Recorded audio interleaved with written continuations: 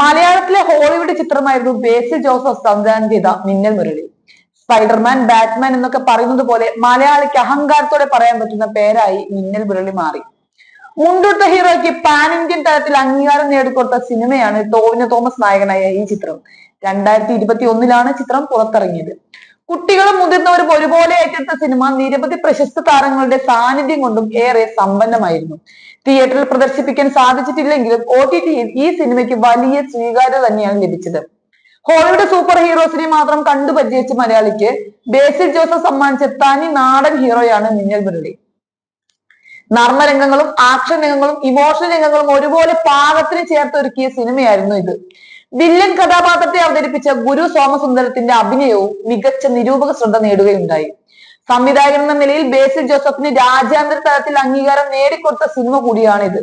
Femina, Shelly, സ്നേഹ ബാബു, അജു വർഗീസ്, ഹരിശ്രീ അശോകൻ, ബൈജു സന്തോഷ് തുടങ്ങിയവരും ചിത്രത്തിന്റെ പ്രധാന കഥാപാത്രമായി അഭിനയിച്ചിരുന്നു. വീക്കെൻഡ് ബ്ലോക്ക്ബസ്റ്റർ എന്ന നിർമ്മാണ കമ്പനിയുടെ ബാനറിൽ സോഫിയ പോളാണ് മിന്നൽ മുരളി നിർമ്മിച്ചത്. അഞ്ജനി മേനോൻ സംവിധാനം ചെയ്ത് ബാംഗ്ലൂർ ഡേയ്സ് ആണ് സോഫിയ നിർമ്മിച്ച ആദ്യത്തെ ചിത്രം. തുടർന്ന് നിരവധി ശ്രദ്ധേയമായ ചിത്രങ്ങൾ നിർമ്മിക്കാൻ സോഫിയ പോളിന് സാധിക്കുകയുണ്ടായി. മുന്തിരിവള്ളികൾ തളർക്കുമ്പോൾ, RDX, കൊണ്ടൽ തുടങ്ങിയ ചിത്രങ്ങൾ സോഫിയ നിർമ്മിച്ചതാണ്. മിന്നൽ മുരളി പുറത്തിറങ്ങിയപ്പോൾ തന്നെ അതിന്റെ രണ്ടാം ഭാഗം എപ്പോൾ ഇറങ്ങുമെന്ന ചോദ്യങ്ങൾ ഉയർന്നിരുന്നു.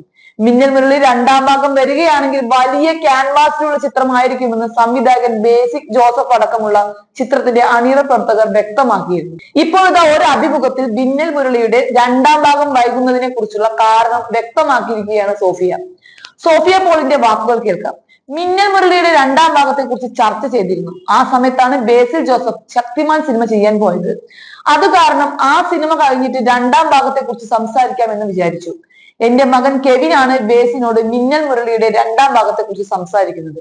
അത് നടക്കാൻ ഞങ്ങൾക്ക് വലിയ ആഗ്രഹമുണ്ട്.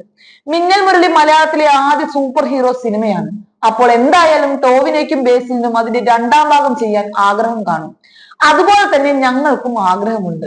അത് നടക്കുമ്പോൾ നടക്കട്ടെ എന്നാണ് ഇപ്പോൾ ഞങ്ങൾ വിചാരിക്കുന്നത്. അതിനുവേണ്ടി കാത്തിരിക്കുകയാണെന്നും സോഫിയ പറയുന്നു. സോഫിയ മാത്രമല്ല, മലയാള സിനിമ ഇഷ്ടപ്പെടുന്ന കുട്ടികളും വലിയൊരു കൂട്ടം കാത്തിരിക്കുകയാണ് മിന്നൽ മുരളിയുടെ രണ്ടാം ഭാഗത്തിന് വേണ്ടി.